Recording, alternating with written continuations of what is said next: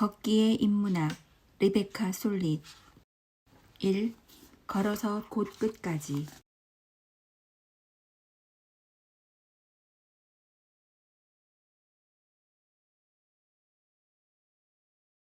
서론. 어디에서 시작할까? 근육이 긴장한다. 한쪽 다리가 기둥처럼 땅과 하늘 사이에서 몸을 지탱한다. 다른 쪽 다리가 뒤에서 휙 옮겨온다. 발바닥이 바닥에 닿는다. 몸무게가 앞쪽 발볼에 쏠린다. 엄지발가락이 바닥을 밀어내면 몸무게는 또 한 번 미묘한 균형을 찾아간다. 두 다리가 위치를 바꾼다. 그렇게 한 걸음, 또 한 걸음, 그리고 또 한 걸음이 이어지면서 탁탁탁탁 보행의 리듬이 생긴다. 더없이 자명하면서도 더없이 모호한 이 보행이라는 주제는 어느새 슬며시 종교, 철학, 풍경, 도시정책, 해부학, 알레고리, 그리고 애통함 속으로 걸어 들어간다. 보행의 역사는 글로 쓰이지 않은 은밀한 역사다. 노래의 작은 패시지, 노상의 작은 패시지, 인생사의 작은 패시지, 그리고 책 속의 작은 패시지에서 그 역사의 편린들을 발견할 수 있을 뿐이다. 육체의 보행의 역사는 직립보행과 인체 해부의 역사다. 대부분 보행은 이곳에서 저곳으로 가는 데 필요한 대수롭지 않은 이동수단으로서의 실용적 행동일 뿐이다. 보행이 탐구되고 의식이 되고 사색이 되는 것은 보행의 특별한 부분 집합. 우편 배달부가 편지를 전하는 일이나 회사원이 기차에 타는 일 등과 생리적으로는 같지만 철학적으로는 다른 행위이다. 다시 말해 걷기를 주제로 삼는 것은 어떻게 보자면 보편적 행동에 특수한 의미를 부여하는 것이라고 할 수 있다. 음식을 먹는 일, 숨을 쉬는 일과 마찬가지로 걷는 일에도 성애적 의미에서 영적 의미까지, 혁명적 의미에서 예술적 의미까지 어마어마하게 다양한 문화적 의미를 부여할 수 있다. 그때야 비로소 걷기의 역사가 생각과 문화의 역사, 다양한 보행, 다양한 보행자들이 저마다 자기의 시대에 추구한 다양한 기쁨과 자유와 의미의 역사의 일부가 되기 시작한다. 그런 생각이 두 발로 지나간 곳에 장소가 만들어졌고 그렇게 만들어진 장소가 다시 그런 생각을 만들어냈다. 걸었기에 골목과 도로와 무역로가 뚫린 것이고 걸었기에 현지의 공간, 감각과 대륙횡단의 공간 감각이 생겨난 것이고 걸었기에 도시들, 공원들이 만들어진 것이고 걸었기에 지도와 여행 안내서와 여행 장비가 생긴 것이다. 멀리까지 걸어갔으니 걷는 이야기, 책들과 시들이 쓰인 것이며 순례와 등산과 배회와 소풍을 기록한 방대한 분량의 책들이 쓰인 것이다. 역사의 풍경에는 이야기가 깃들어 있다. 우리를 역사의 현장으로 돌려보내주는 것은 바로 그 이야기이다. 걷기가 아마추어적 행동이듯 걷기의 역사는 아마추어적 역사다.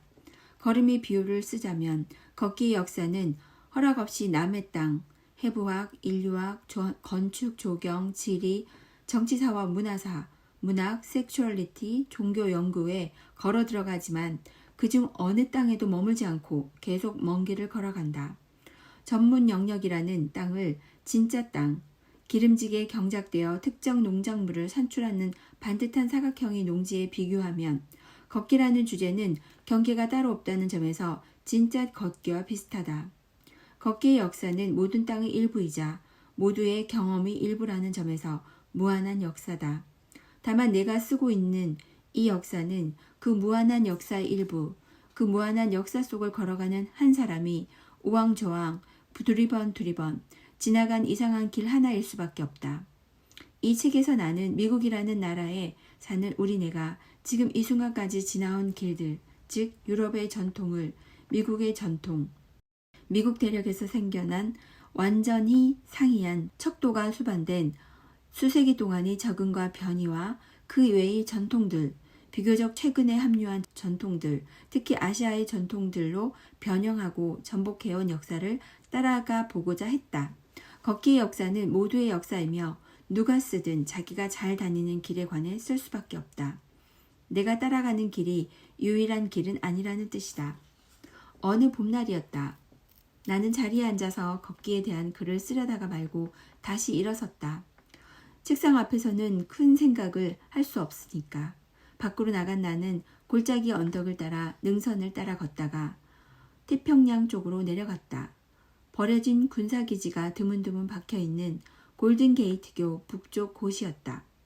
요난히 습했던 겨울이 지나고 봄이 와 있었다. 언덕에는 내가 매년 잊었다가 매년 다시 마주치는 기세등등한 풀빛이 가득했다. 비를 맞고 황금색에서 흐린 회색으로 탈색된 작년의 풀들이 그 실록 사이로 고개를 내밀고 있었다. 활기찬 새봄에 어울리는 색은 아니었다. 소로는 이 대륙의 반대편에서 나보다 훨씬 더 활기차게 걸으면서 그곳 길에 대해 썼다. 완전히 새로운 전망을 발견하는 것은 큰 행복이다. 지금도 나는 이 행복을 언제라도 맛볼 수 있다. 2-3시간의 오후 산책은 언제나 나를 낯선 나라로, 내가 평생 가볼 수 있는 그 어느 나라 못지않게 낯선 나라로 데려다 준다. 처음 가본 웻돈 농가 하나가 다오메이 왕국의 모든 영지를 합한 만큼이나 좋을 때가 있다. 반경 10마일, 즉 오후 산책 한 번의 거리 안에 있는 풍경이 보여줄 수 있는 것들과 70년이라는 사람의 한평생 사이에는 실은 공통점이 있다. 좀처럼 익숙해지지 않는다는 점이다. 내가 걷는 길의 도로와 샛길을 합쳐서 구불구불 얼추 10km가 된다. 나는 힘들었던 10년 전 이 길을 걷기 시작했다. 걸으면 불안이 떨쳐질까 해서였다. 그 후로도 나는 자꾸 이 길을 돌아왔다. 일을 쉬기 위해서일 때도 있었고 일을 하기 위해서일 때도 있었다. 생산지향적 문화에서는 대개 생각하는 일을 아무것도 안 하는 것으로 간주하는데 아무 일도 안 하기란 쉽지 않다. 아무 일도 안 하는 제일 좋은 방법은 무슨 일을 하는 척 하는 것이고 아무 일도 안 하는 것에 가장 가까운 일은 걷는 것이다. 인간의 의도적 행위 중에 육체의 무의지적 리듬, 숨을 쉬는 것, 심장이 뛰는 것에 가장 가까운 것이 보행이다. 보행은 일하는 것과 일하지 않는 것, 그저 존재하는 것과 뭔가를 해내는 것 사이의 미묘한 균형이다. 생각과 경험과 도착 이외에는 아무것도 생산하지 않는 육체 노동이라고 할까. 수년간 걷기를 다른 일의 수단으로 삼아왔던 내가 걷기에 대한 글을 쓰는 일을 하게 되었다는 것도 우연은 아니다. 이상적으로 볼 때 보행은 몸과 마음과 세상이 한편이 된 상태다. 오랜 불화 끝에 대화를 시작한 세 사람처럼 문득 화음을 들려주는 새 음표처럼 걸을 때 우리는 육체와 세상에 시달리지 않으면서 육체와 세상 속에 머물 수 있다. 걸을 때 우리는 생각에 빠지지 않으면서 생각을 펼칠 수 있다. 곧 여기저기에 흐드러지게 피는 보라색 루핀꽃이 보이지 않는 이유가 아직 때가 아니어서인지 벌써 때가 지나서인지 확실치 않았지만 샛길로 통하는 도로의 그늘진 가장자리에는 하얀 냉이꽃이 자라고 있었다. 냉이꽃을 보자 어렸을 때 가서 놀던 산비탈이 생각났다. 해마다 그 산비탈에 제일 먼저 하얀 냉이꽃이 흐드러지게 피었던 것도 생각났다. 내 주위로 검은 나비들이 날아다니고 있었다. 바람이 날리기도 하고 날개를 파닥거리기도 했다. 검은 나비들을 보니 또 옛날 어느 때가 떠올랐다. 장소를 넘나들다 보면 시간을 넘나드는 일이 더 쉬워지는 것 같다. 계획에서 추억으로 넘어가고 거기서 또 관찰로 넘어가고. 보행의 리듬은 생각의 리듬을 낳는다. 풍경 속을 지나가는 일은 생각 속을 지나가는 일의 메아리이면서 자극제이다. 마음의 보행과 두 발의 보행이 묘하게 어우러진다고 할까. 마음은 풍경이고 보행은 마음의 풍경을 지나는 방법이라고 할까. 마음에 떠오른 생각은 마음이 지나는 풍경의 한 부분인지도 모르겠다. 생각하는 일은 뭔가를 만들어내는 일이라기보다는 어딘가를 지나가는 일인지도 모르겠다. 보행의 역사가 생각의 역사를 구체화한 것이라고 할 수 있는 것도 그 때문이다. 마음의 움직임을 따라가는 것은 불가능하지만 두 발의 움직임을 따라가는 것은 가능하자는가 말이다. 걷는 일은 곧 보는 일이라고 말할 수 있다. 보면서 동시에 본 것에 대해 생각할 수도 있고 새로운 것을 이미 알고 있는 것 속으로 흡수할 수 있다는 점에서 느긋한 관광이라고 할 수 있다. 사색한 사람에게 걷는 일이 특별히 유용한 이유도 그 때문일 것이다.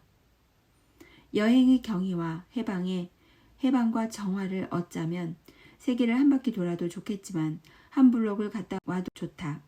걷는다면 먼 여행도 좋고 가까운 여행도 좋다. 아니, 여행이 아니라 몸의 움직임이라고 해야 할 것이다. 제자리를 걷는 것도 가능하고 좌석 벨트에 묶인 채 전 세계를 도는 것도 가능하겠지만 보행의 욕구를 만족시키자면 자동차나 배, 비행기의 움직임으로는 부족하다. 몸 자체의 움직임이 필요하다는 뜻이다. 마음속에서 일이 일어나려면 몸의 움직임과 눈의 볼거리가 필요하다.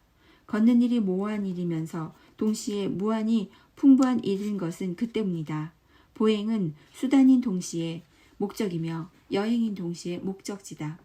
붉은 흙이 깔린 옛 군용도로는 골짜기를 가로질러 구불구불 언덕으로 이어지기 시작했다.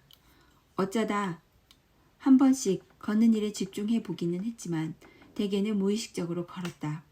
균형을 잡고 바위나 구멍을 피하고 속도를 조절하는 일을 두 발이 알아서 해준 덕에 나는 먼 언덕들과 가까운 꽃들을 마음껏 쳐다볼 수 있었다. 브로디아가 피어 있었고 분홍색 종이 같은 이름 모를 꽃이 피어 있었고 클로버 모양의 노란색 괭이밥은 한 무더기가 피어 있었고 도로의 마지막 굽이 중간쯤에는 백수선화가 피어 있었다. 길을 따라 20분을 걸어 올라가던 나는 걸음을 멈추고 주변을 살폈다. 한때는 목장이었지만 지금은 계곡 저편 물가의 무성한 버드나무 사이로 농가의 건물 터와 늙은 과일나무 몇 그루가 남아있을 뿐이다. 이곳이 노동이 이루어지는 곳에서 휴식이 이루어지는 곳으로 바뀐 것은 비교적 최근의 일이다. 처음에는 미워크 인디언이 들어왔고 다음에는 농부들이 들어와서 한 세기를 살다 쫓겨났다. 그들을 쫓아낸 군사기지는 1970년대에 폐쇄되었다. 추상적인 공중전이 대세가 되면서 해안기지가 초라해지던 때였다.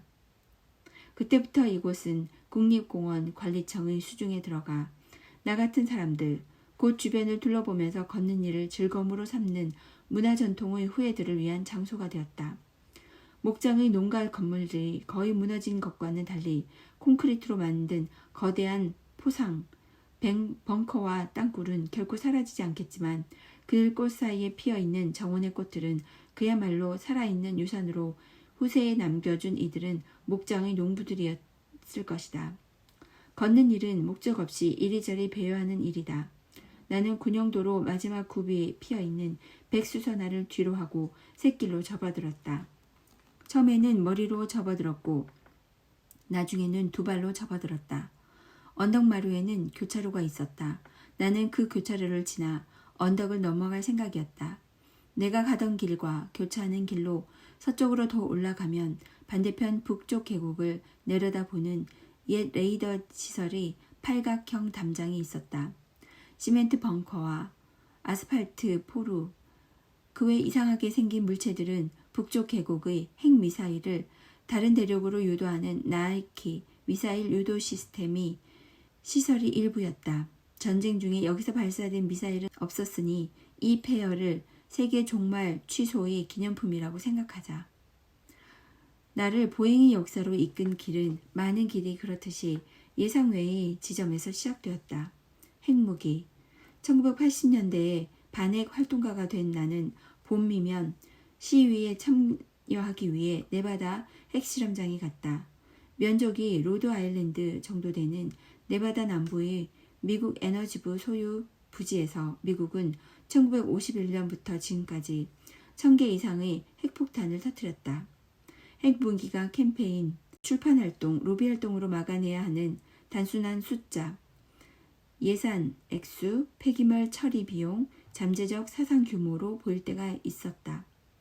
군비 경쟁과 저항, 둘 다 관료주의의 추상성으로 흐르면서 정말로 중요한 문제란 살아있는 몸이 부서지고 살아있는 곳이 망가지는 일이라는 사실을 모르게 될 때도 있었다. 그러나 핵실험장에서는 달랐다. 아름다운 사막을 배경으로 대량 학살 무기들이 계속 폭발하는 봄이 오면 우리는 한 두 주씩 근처에 가서 야영을 했다. 1963년부터 지하실험으로 바뀌었다고 해도 방사능이 유출되는 경우가 많았다. 땅은 항상 흔들렸다. 우리 미국에서 반문화를 하는 꾀지지한 사람들에 비해 히로시마와 나가사키 생존자들, 불교 숙녀들과 프란치스코의 신부들, 수녀들, 반전주의자가 된 퇴역 군인들, 변절한 물리학자들, 폭탄 아래 살아가는 카자흐스탄과 독일과 폴리네시아의 활동가들, 그리고 그 땅의 주인인 서부 쇼쇼니 부족으로 이루어진 우리는 추상적 숫자를 뚫고 나온 사람들이었다. 추상적 숫자 너머에 장소와 풍경과 행동과 감각의 현실이 있었다. 수갑과 불편과 먼지와 더위와 갈증과 방사능 위험과 방사능 희생자 증언도 현실이었지만 눈부신 사막의 빛도 현실이었고 탁 트인 지평의 자유로움도 현실이었고 핵폭탄으로 세계사를 쓰면 안 된다는 우리의 믿음을 공유하는 수천 명이 운집한 감동적인 장면도 현실이었다. 우리 몸이 우리 신념의 증거가 되었고 사막의 격한 아름다움의 증거가 되었고 가까이에서 세계 종말을 꾀하고 있다는 증거가 되었다. 우리가 택한 시위 형태는 걷기였다. 공유지에서 행진이었던 일이 출입금지 구역에서 무단 진입이 되면서 우리는 줄줄이 체포당했다. 이 시민저항운동이 미국의 전통임을 처음 명시한 것은 소로였다. 소로는 자연을 노래하는 시인이면서 사회를 비판하는 농객이었다. 하지만 그가 감행한 그 유명한 시민 불복종 행동은 수동적 행동, 전쟁과 노예 제도를 뒷받침하는 세금을 내지 않는 죄로 하룻밤을 감옥에서 지내기로 한 것이다. 그건 주변의 풍경을 탐험하고 해석하는 그의 작업에 딱 들어맞는 것은 아니었다. 감옥에서 나온 그날 소로가 블루베리 따는 모임을 이끌었다고는 해도 말이다. 반면에 우리가 핵실험장에서 감행했던 야영과 행진, 무단 진입은 자연시와 사회 비판의 결합이었다. 베리 따는 모임이 어떻게 혁명 동아리가 될 수 있는지를 우리는 그때 알게 되었던 것 같다. 사막을 지나고 격자 장애물을 넘어 금지구역으로 걸어 들어가는 행동이 정치적 의미가 될 수 있다는 것. 그것은 나에게 혁명적인 깨달음이었다. 내가 사는 미국 서해안 지역에서 핵실험장으로 가는 길에는 여러 가지 풍경이 펼쳐져 있었다. 나는 그 풍경들과 마주했고 그 풍경들을 탐험했고 나를 그 풍경들로 이끈 역사들, 미국 서부가 개발된 역사뿐 아니라 풍경을 둘러보면서 걷는 것을 좋아하는 낭만주의적 취향이 생긴 역사, 저항과 혁명이 민주주의의 전통이 된 역사, 그리고 그보다 훨씬 더 오래된 영원의 목표를 향해 걸어가는 순례의 역사를 탐구했다. 내가 글 쓰는 사람으로서 나의 목소리를 찾은 것은 나의 핵실험장 경험을 형성한 역사의 모든 중의를 설명하는 과정에서였고 내가 걷는 일에 대한 글을 쓰기 시작한 것은 장소들 그리고 장소의 역사들에 대한 글을 쓰는 과정에서였다. 소로의 에세이 걷기를 읽어보는 독자라면 누구나 알 것이지만 걷기에 대한 이야기는 부득불 다른 화제들로 걸어 들어간다. 이는 이야기는 언제나 길을 잃고 헤맨다. 예를 들면 골든게이트 북쪽 곧 유도미사일 발사장 아래쪽에 피어있는 앵초꽃, 내가 제일 좋아하는 들꽃, 자그마한 자홍색 원뿔에 뾰족한 검은색 꼭지가 달려있는 한번 날아가면 두 번 다시 내려앉지 않을 것만 같은 공기역학적인 모양. 꽃은 줄기에서 나고 줄기는 뿌리에서 난다는 사실을 잊을 만큼 진한 것일까. 새길 양편으로는 덤불이 무성했다. 짙은 바다 안개가 걷기 내내 수분이 되어주고 북쪽 비탈이 그늘이 되어준 덕분이었다. 유도미사일 발사장을 올려다보면 항상 사막과 전쟁이 떠오르지만 그 비탈을 내려다보면 풀이 무성하고 온갖 새가 노래하는 영국의 산 울타리와 목가적 시골이 떠올랐다. 고사리가 자라고 산딸기가 잘 열리고 코요테 부시, 미국 남서부 지역의 건조한 구릉이나 모래 언덕, 해안가 절벽에 피어있는 국화과의 상록 관목 밑에 하얀 아이리스 한무더기가 활짝 피어있는 비탈이었다. 걷는 일에 대한 생각이 시작된 후에도 다른 모든 것에 대한 생각은 멈추지 않았다. 써야 했던 편지, 친구와 주고받은 이야기, 그날 아침 소로와 전화로 주고받는 이야기가 생각났다. 소노는 웨이트 오클랜드에 있는 스튜디오에서 트럭을 도둑맞았다고 했다. 다들 안 됐다고 걱정해주지만 자기는 트럭이 그다지 아깝지 않다고 소노는 말했다. 급히 새 트럭을 장만할 생각은 없다고도 했다. 몸을 움직이며 목적하는 곳에 도착할 수 있음을 알게 되어 기쁘다는 말도 했고, 동네 장소들, 동네 사람들과 더 실제적이고 더 구체적인 관계를 맺게 되어 선물을 받은 것 같다고도 했다. 우리는 두 발로 걸을 때나 대중교통을 이용할 때 시간 감각이 더 품이 있어진다는 이야기, 그럴 때는 아슬아슬하게 출발하는 대신 미리 계획을 확인하고 계획을 세운다는 이야기를 나누었다. 또 우리는 두 발로 걸을 때만 얻을 수 있는 공간 감각에 대해 이야기했다. 요즘 많은 사람들은 집안, 차 안, 헬스장, 사무실, 상점 등 서로 단절되어 있는 일련의 실내에서 살아간다. 걷는 사람에게는 모든 것이 연결돼 있다. 걷는 사람이 실내와 실내 사이의 공간을 점하는 방식은 실내에 있는 사람이 실내를 점하는 방식과 같다. 사람이 살아가는 곳은 세계의 침입을 막기 위해 만들어진 이런저런 실내가 아니라 그런 실내들을 모두 포함하는 세계 그 자체이다. 샛길은 오르막으로 휘면서 끝났고 거기서부터는 유도미사일 발사장으로 올라가는 군용도로였다. 샛길을 벗어나 도로를 밟으면 드넓게 펼쳐진 바다가 보인다. 일본까지 이어지는 바다. 이렇게 샛길과 도로의 경계를 넘어서 바다를 마주할 때마다 기쁨의 충격이 나를 엄습한다. 아주 맑은 날은 은박지처럼 빛나고 흐린 날은 녹색이 되고 비가 많이 오는 겨울에는 강의 상류에서 흘러내려오는 흙탕물 때문에 갈색이 되고 비가 갠 날에는 유백색이 섞인 청색이 되는 바다. 다만 안개가 자욱한 날은 바다가 보이지 않는다. 그런 날 바다의 변화를 알려주는 것은 대기에 배어있는 소금 냄새뿐이다. 그날의 바다는 온통 청색이었고 흐린 수평선의 엷은 안개가 푸른 바다와 구름 없는 하늘의 경계를 지우고 있었다. 거기서부터는 내리막이었다.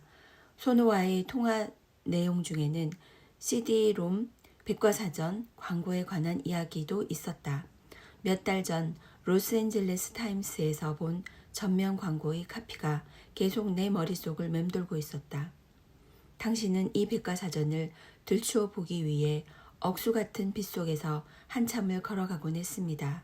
당신의 자녀는 클릭과 드래그면 됩니다. 도서관에 가던 아이에게 진짜 교육, 적어도 감각과 상상력의 교육은 빛 속을 걸어보는 것이 아니었을까.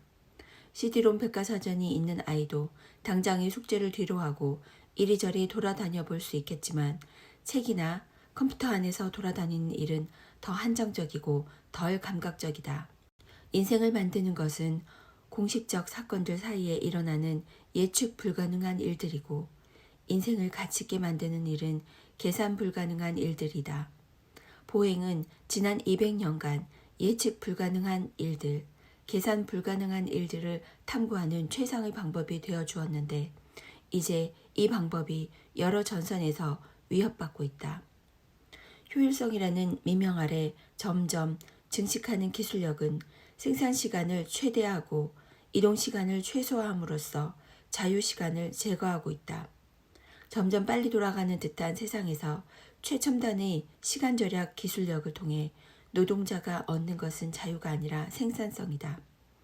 이런 기술력을 둘러싼 효율성의 수사 또한 계량 불가능한 것은 가치가 없음을 암시하고 있다.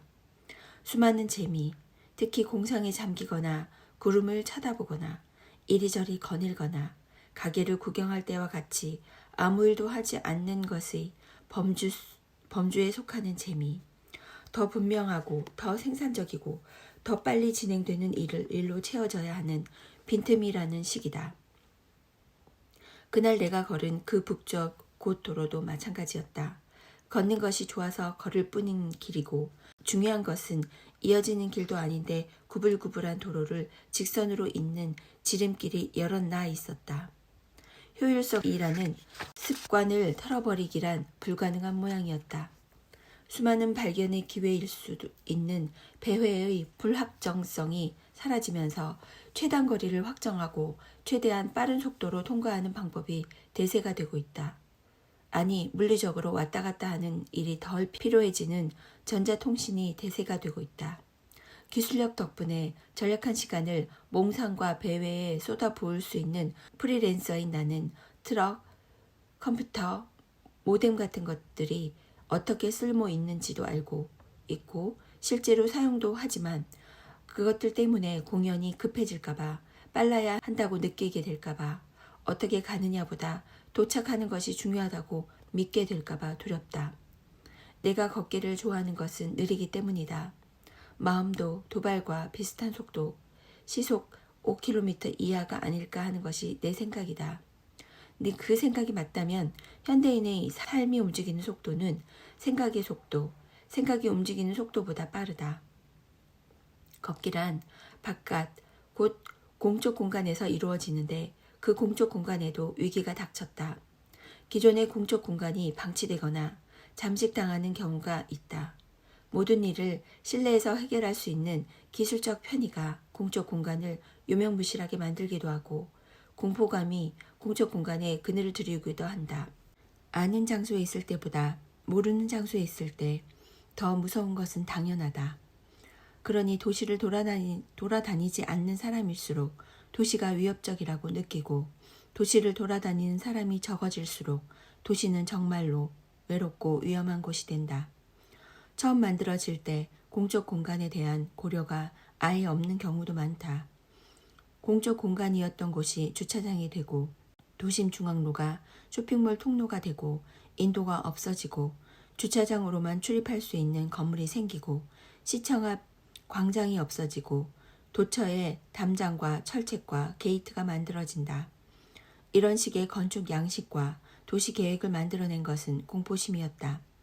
예를 들어 여러 게이티드 커뮤니티로 구역되어 있는 남부 캘리포니아에서는 걸어 다니는 사람을 수상하게 여긴다. 도시 바깥도 마찬가지다. 한때 보행자를 유혹했던 외곽이나 시골은 자가운전, 통근자, 주거단지 같은 보행자가 접근하기 힘든 공간으로 바뀌는 중이다. 문 밖으로 걸어 나가는 것 자체가 불가능해진 경우도 있다. 이로써 고독한 산책자의 사적 에피파니도 공적 공간의 민주적 기능도 위기를 맞았다. 오래전 우리가 잠시 광장 같은 공적 공간으로 변한 그 광활한 사막에서 막아내고자 한 것이 바로 그 삶과 풍경의 파편화였다. 공적 공간이 사라질 때 몸도 함께 사라진다. 소노의 근사한 표현을 빌리자면 몸은 돌아다니기에 알맞게 생겼다. 소노와의 통화 내용 중에는 우리 동네, 샌프란시스코 베이 에어리어에서 가장 무서운 동네 중 한 곳이 그렇게 적대적인 곳이 아님을 알게 되었다는 이야기도 있었다. 물론 안전에 대해서 아예 생각하지 않을 수 있을 만큼 안전한 동네는 아니다. 오래전에 노상에서 위협을 당한 적도 있고 강도를 당한 적도 있다.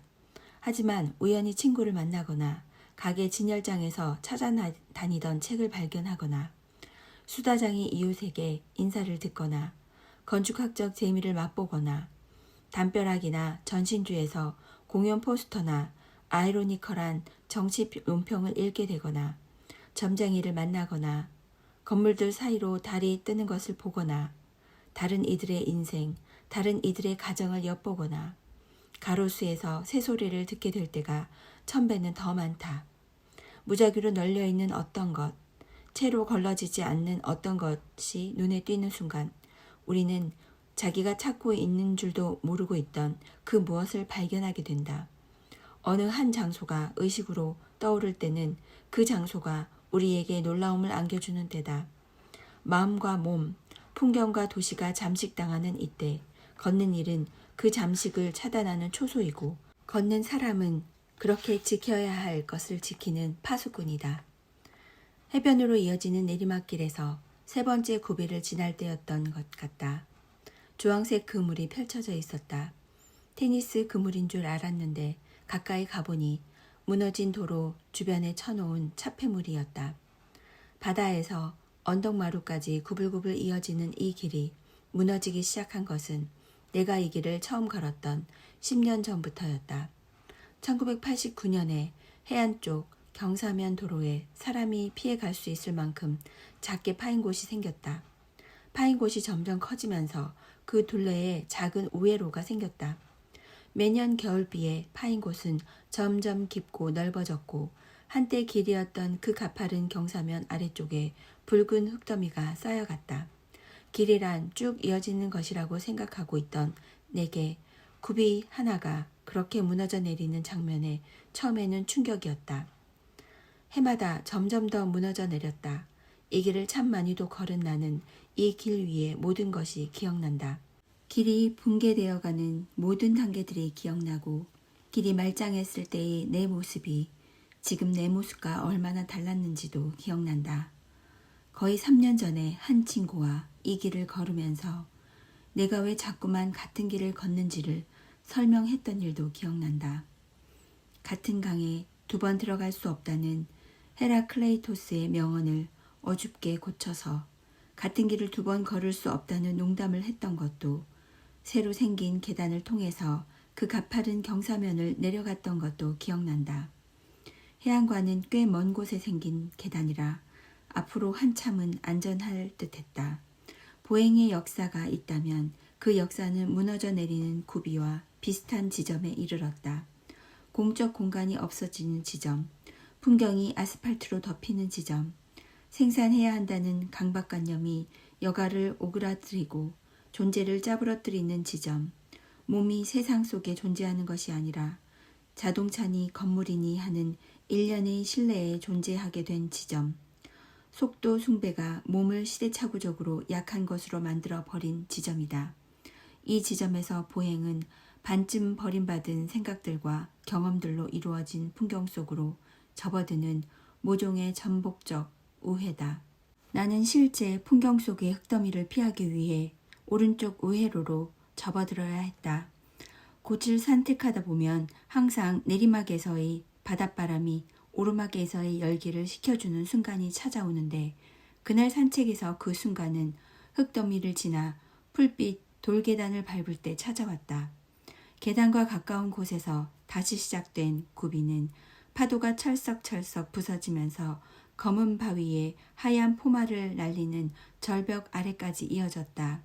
나는 계단을 이용해 곧 해안에 다다랐다.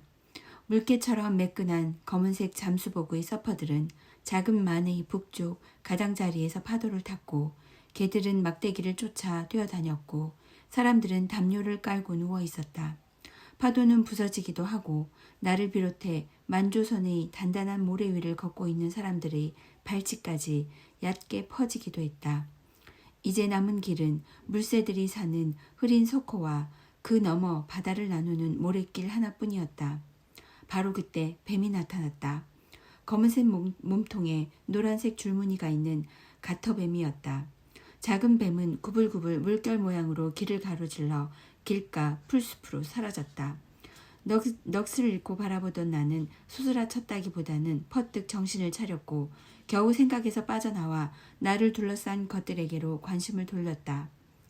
버드나무에는 꼬리코차레가 달려있었고 바다에는 남실남실하는 파도가 있었고 길 위에는 어른거리는 잎 그림자가 있었다.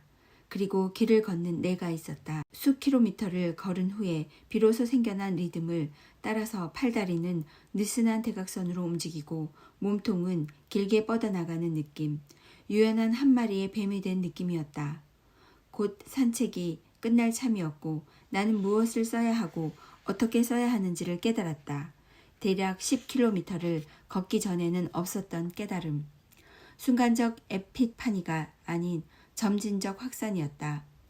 공간이 파악되듯이 의미가 파악되었고 한 장소를 파악한다는 것은 그 장소의 기억과 연상이라는 보이지 않는 씨앗을 심는 것이나 마찬가지다. 그 장소로 돌아가면 그 시간의 열매가 기다리고 있다. 새로운 장소는 새로운 생각, 새로운 가능성이다. 세상을 두루 살피는 일은 마음을 두루 살피는 가장 좋은 방법이다. 세상을 두루 살피려면 걸어 다녀야 하듯 마음을 두루 살피려면 걸어 다녀야 한다.